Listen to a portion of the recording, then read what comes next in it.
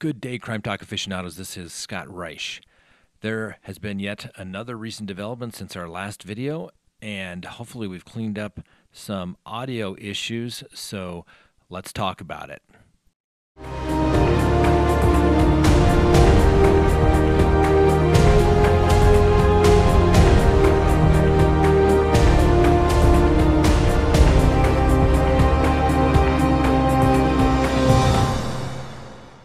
Good day, Crime Talk aficionados. This is Scott Reisch of Crime Talk. So we put out a video yesterday, and for some reason, not everyone, but some people have had issues with the sound. Not sure what it is, as we have good equipment. We've actually had some really smart people try to set things up and make sure that we can put out the best quality of product that we possibly can.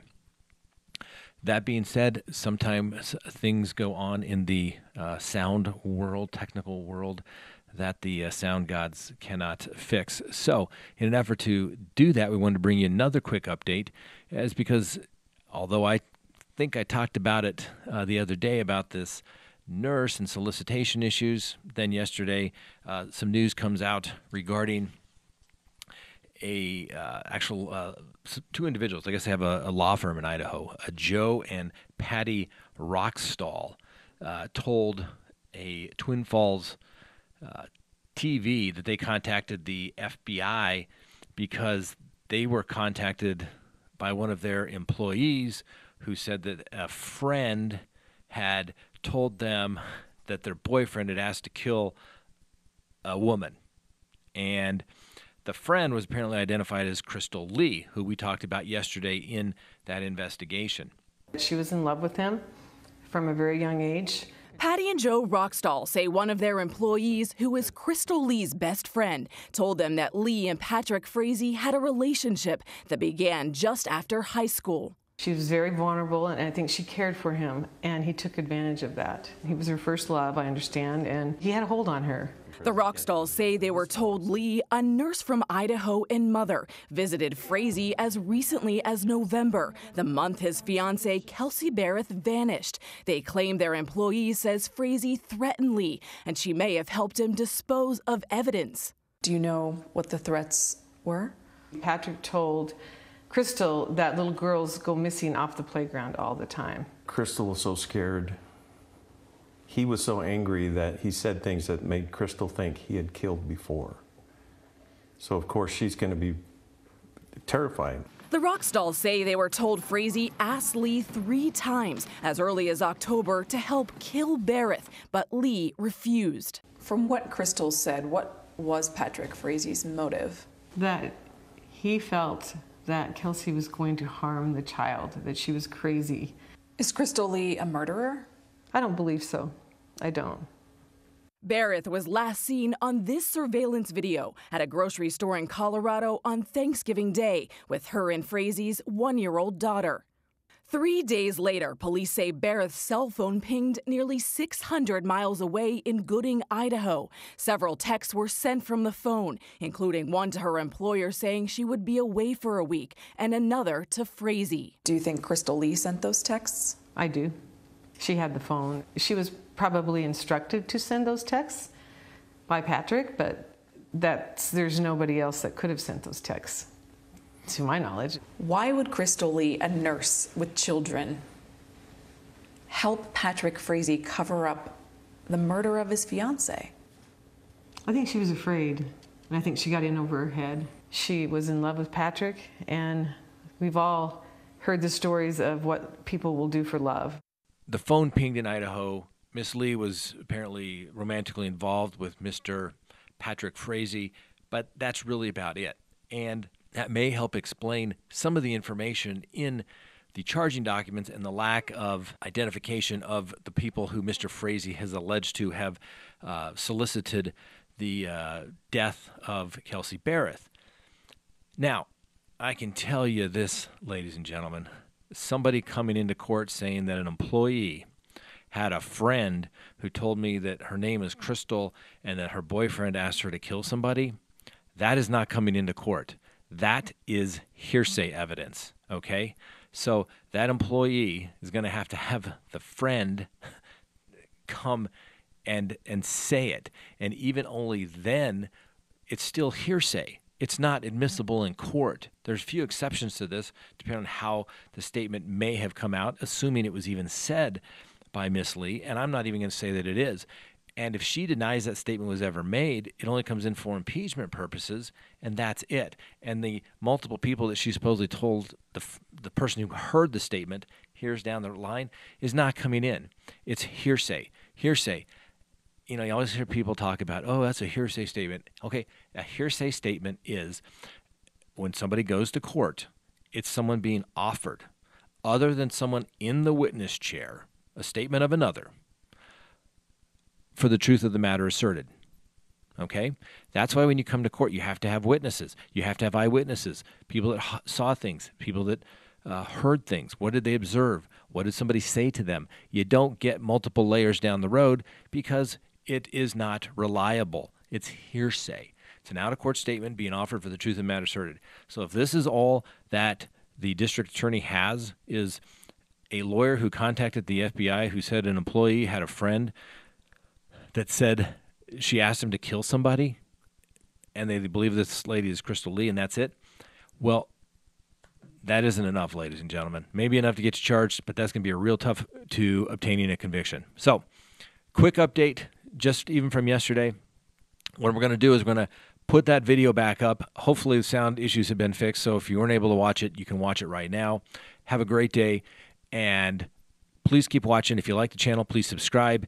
Hit the like, leave a comment. We are working for you. It's just these technical issues. We're going to get them sorted out and hopefully put out a perfect product for you. There'll never be such thing as perfect, but we're going to keep improving.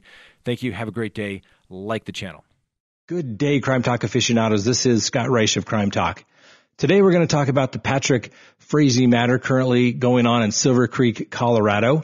And the question is a nurse from Idaho a witness or a complicitor? Let's talk about it.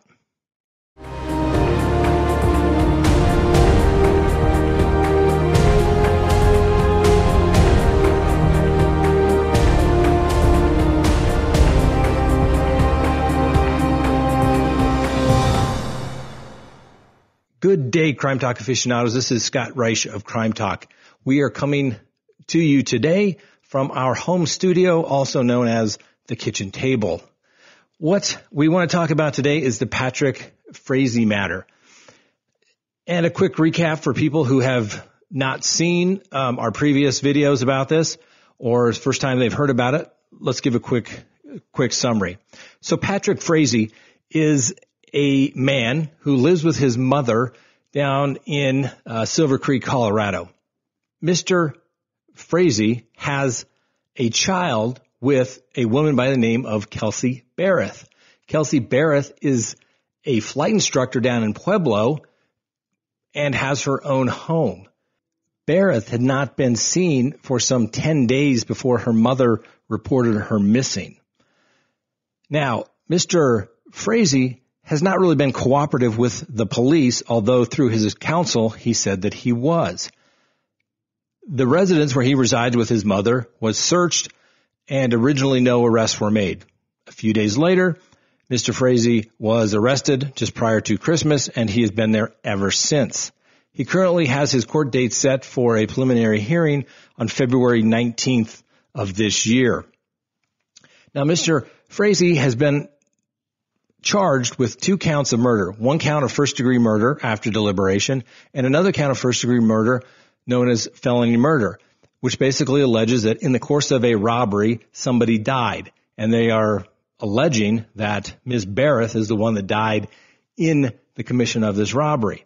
I think that's rather interesting because they're really inconsistent theories. Either Mr. Frazee did it himself, killed Ms. Berreth, or she somehow died in the commission of a robbery, assuming it's her phone. We don't really know. It's very inconsistent. Additionally, there's 3 counts of solicitation of murder. So in the 3 counts of solicitation, the district attorney does not allege with whom Mr. Frazee allegedly made these solicitation attempts to. And that's a little unusual, but I think that we may have a reason why. Sources are now saying that Mr. Frazee asked a nurse by the name of Krystal Lee, who lives in Idaho, to kill Miss Berreth on multiple occasions. And so what do we know about Miss Krystal Lee? We know she's 32 years old, she's a divorced mother of two, and she's a nurse. And apparently she's on leave with her hospital with which she worked in Idaho, and also that she was a former rodeo queen and had actually met Mr. Frazee at some type of rodeo event, as he is a farrier. And for those who do not know, he's the individual that puts horseshoes on horses. So we know that this woman has some involvement some way or the other. Is she the one that turned on the phone in Idaho that allowed it to ping? Or was that something that Mr. Frazee does? We don't know yet because we haven't seen the affidavit. And as you may recall, at the last status conference last week, the district attorney was delaying releasing the affidavit for the arrest warrant. Why is that significant? Well, normally that becomes public record, public information. The defense obviously needs it so that they can prepare, but they entered into a protective order, which basically allows the defense to have access to it. Mr. Frazee more than likely will not have access to it so that he can't copy it or send it to people. And as you also may recall, the reason why the district attorney was so concerned was that they were concerned about safety of witnesses. So my experience as a criminal defense attorney is that obviously the district attorney is concerned about someone's safety. So the question becomes, is the person that they're concerned about Miss Krystal Lee's safety, or are they worried about someone else's? Now, there's been reports that Miss Lee may have said something to the police or is cooperating. It's also unclear whether she has her own counsel. It's also very uncertain, and this is the huge issue, and this is what we're going to talk about today, is she a witness? Okay, is she someone simply that through the search of Mr. Frazee's cell phone records that they've contacted her and asked her about any conversations that she may have had with Mr. Frazee relating to Ms. Berreth or any other type of conversations, and she just volunteered this information to him? Did Mr. Frazee make a confession to her?